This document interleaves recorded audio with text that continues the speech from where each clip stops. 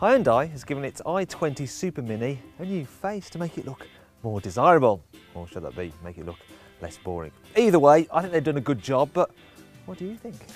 Other than the new face, the rest of the i20 looks pretty much the same, which means it retains a useful boxy shape, making this Hyundai ideal for people who want a small car that's big on the inside. The i20 has a reasonable sized boot. You can fit more luggage in than this if you want, and I think there's enough room as well for a baby's pushchair, but if you need more space, you can of course fold down the rear seats. And oh no, look at this, they're sticking up. Isn't that really awkward?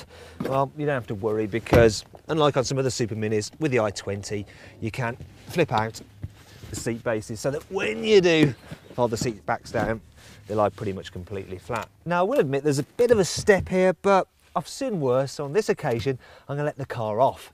Okay, now, let's put this back and see what space is like for people who have to sit in these seats. Well, if I clamber aboard, you'll see that, you know, knee room, it's all right for a car this size, and headroom, well, I've got plenty, so kids will be absolutely fine. Meanwhile, the driver will be fine too, because there's plenty of adjustment in their seat and the steering wheel. Also, they get a large glove box which is chilled by the air conditioning.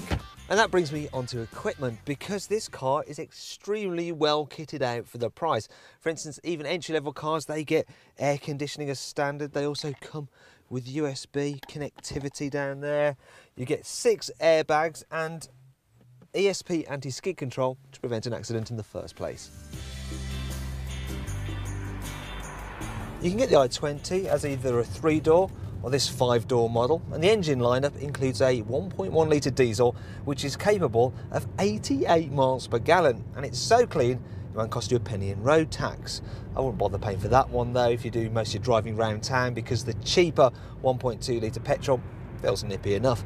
That brings me on to what this car is like around town, and it's actually very good, because all the controls, they're nice and light, you've got great all-round visibility, and the suspension, it deals well enough with potholes and bumps.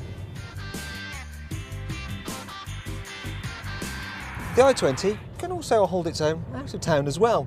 There's just about enough performance from the engines that you can actually overtake people on the motorway, and at speed, while it may not be as refined as a limousine, Super Mini after all, isn't it? It's still reasonably quiet, and if you take it on a twisty back route, there's enough grip that you don't feel like you're going to fall off the road. However, that does bring me on to the car's downsides, because you're not really going to want to take it on a twisty road much, because it's nowhere near as much fun to drive as something like a Suzuki Swift, because the steering, it's just vague and slow to respond, and when you go around a corner, you get quite a lot of body roll. Another problem I have, which is probably more of an issue actually, is the fact that the seats aren't particularly comfortable. I feel like there's hardly any padding in the back part of the seat, and lower down I can actually feel a metal bar digging into the base of my spine. It's not very nice.